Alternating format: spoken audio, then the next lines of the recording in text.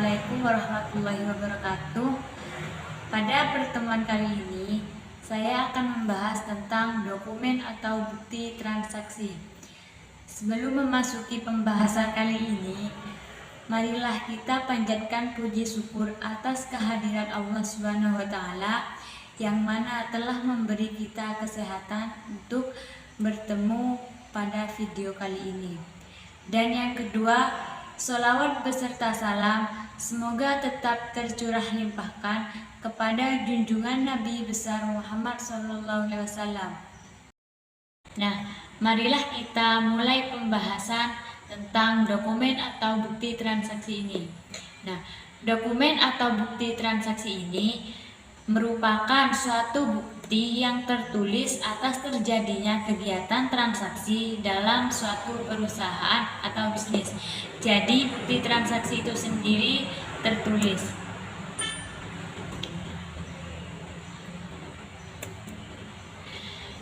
Bukti transaksi itu sendiri dibagi menjadi dua. Yang pertama ada bukti transaksi internal dan yang kedua ada bukti transaksi eksternal. Pengertian dari bukti transaksi internal ialah bukti transaksi yang berasal dan dilakukan di dalam lingkungan perusahaan itu sendiri.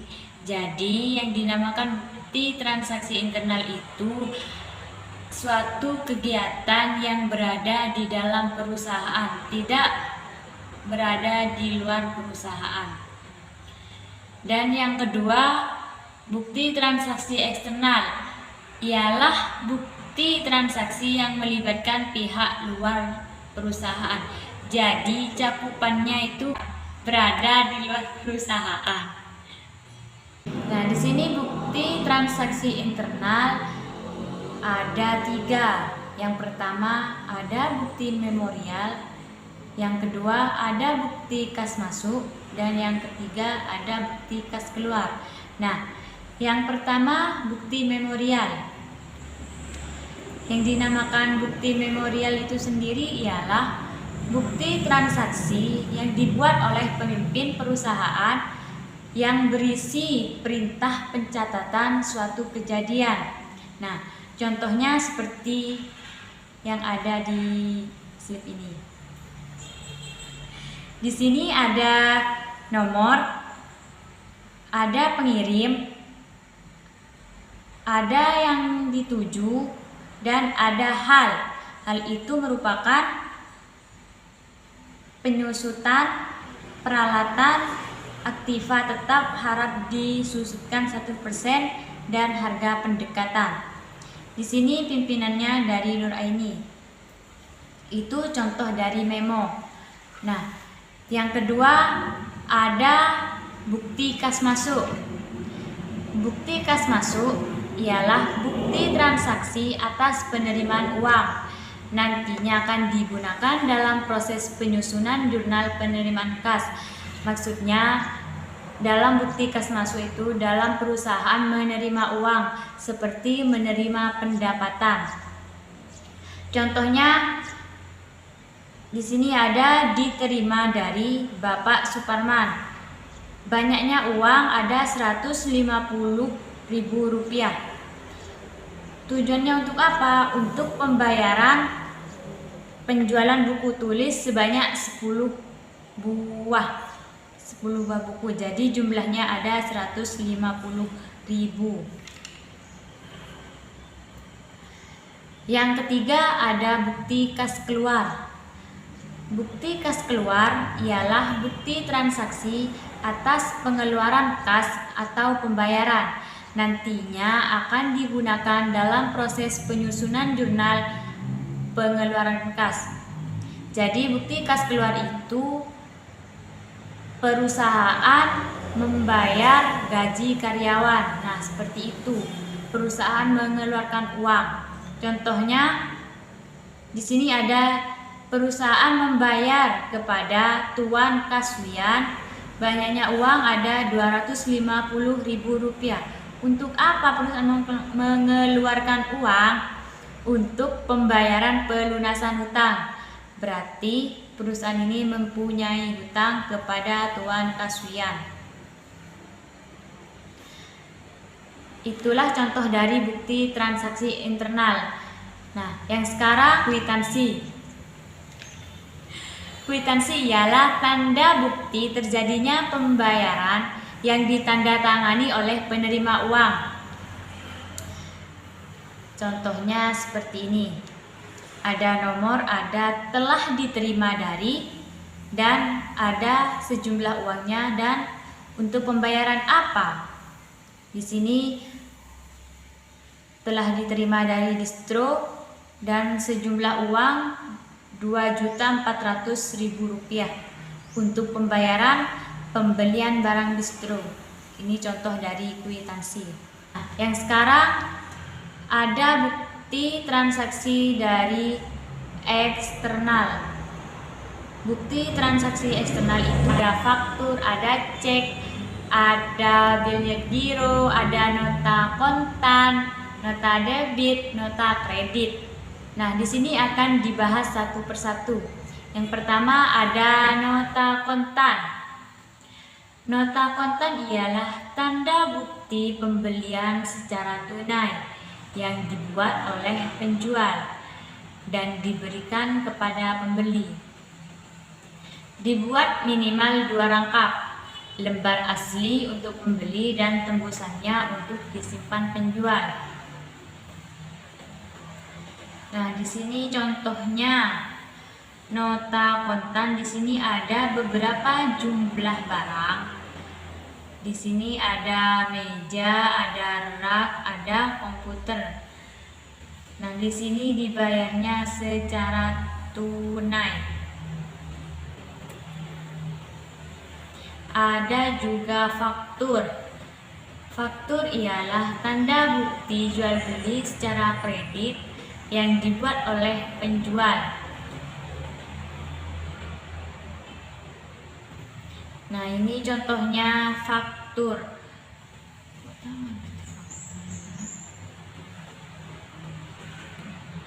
Faktur ini kebalikannya dari nota kontan. Kalau faktur tanda bukti jual secara kredit, sedangkan kalau nota kontan tanda bukti jual secara tunai. Contohnya sama, namun ini dibayarnya secara kredit. Di sini ada beberapa jumlah barang.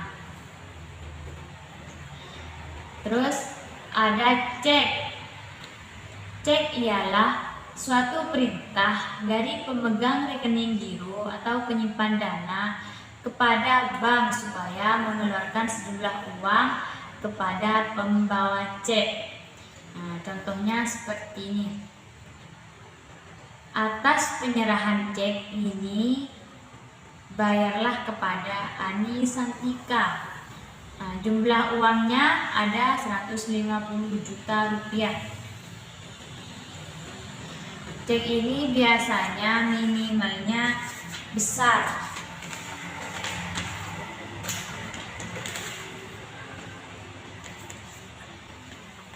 Terus di sini ada nota debit. Nota debit ialah bukti transaksi yang digunakan untuk mengurangi nominal yang sebelumnya bersifat kredit dikeluarkan oleh pembeli. Jadi nota debit digunakan oleh pembeli. Nota debit itu digunakan oleh pembeli kepada penjual ketika barang yang dibeli itu tidak sesuai dengan harapan atau rusak. Jadi nota debit ini contohnya seperti yang ada di sini. Dikirim kembali 10 kg bahan kaos karena cacat seharga 2 juta dan rekening ini telah didebit. Nah, contohnya seperti ini. Terus di sini juga ada nota kredit. Nota kredit ialah bukti transaksi yang digunakan untuk mengurangi nominal yang sebelumnya bersifat kredit yang dikeluarkan oleh penjual.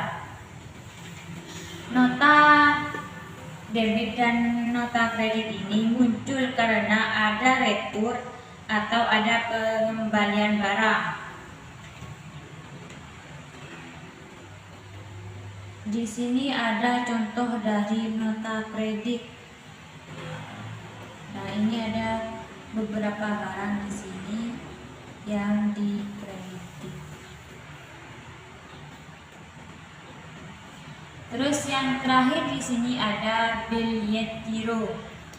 Biljet giro ialah surat perintah pemindah bukuan dari nasabah kepada bank untuk memindahkan sejumlah uang dari rekeningnya ke rekening penerima yang namanya dalam biljet giro.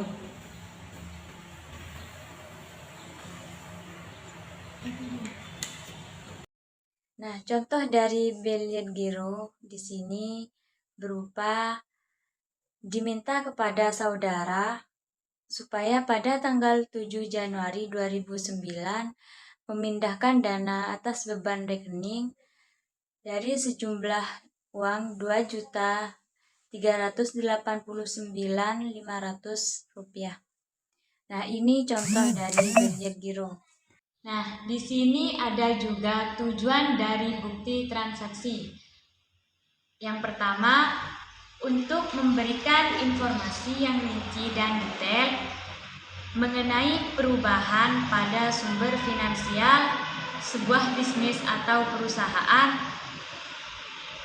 yang terjadi akibat adanya transaksi yang disebut aktivitas usaha. Yang kedua,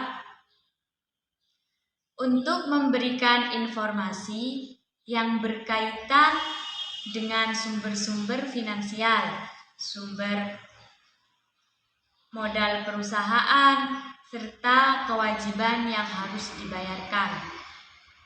Yang ketiga, untuk memberikan informasi keuangan yang dapat membantu perusahaan untuk memperkirakan potensi perusahaan untuk mendapatkan keuntungan ke depannya.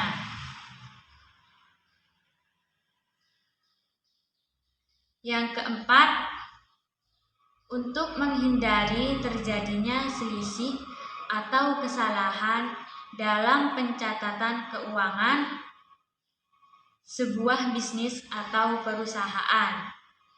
Dalam hal ini, seluruh bukti transaksi yang ada harus disimpan dengan rapi. Nah, itulah beberapa tujuan dari bukti transaksi. Nah, ada juga manfaat dari bukti transaksi. Di sini, bukti transaksi memiliki manfaat dan peran penting dalam menjalankan sebuah bisnis.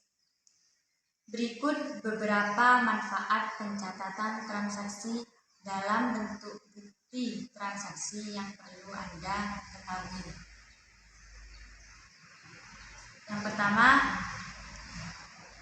bisa mengurangi risiko terjadinya kesalahan atau selisih dalam pencatatan akuntansi dengan cara membuat transaksi dalam bentuk tulisan.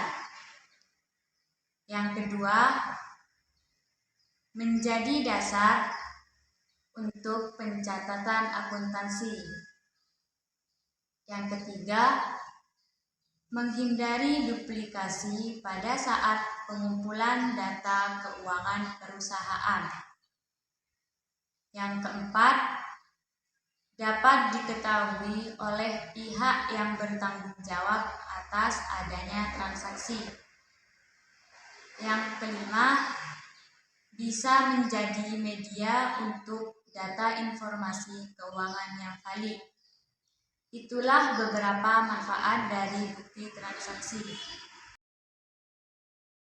Dapat kita simpulkan bahwa dalam menjalankan kegiatan usaha, seringkali ada transaksi yang terjadi, baik itu terjadi di ruang lingkup internal maupun ruang lingkup eksternal perusahaan. Maka dari itu, kita harus membedakannya agar pencatatan kita saat transaksi itu terjadi dapat sesuai. Dari beberapa bukti transaksi yang kita terima, maka kita harus melakukan pencatatan secara tepat sesuai aturan pendebitan dan pengkreditan. Nah, itulah pembahasan dari saya. Semoga bermanfaat dan terima kasih. Assalamualaikum warahmatullahi wabarakatuh.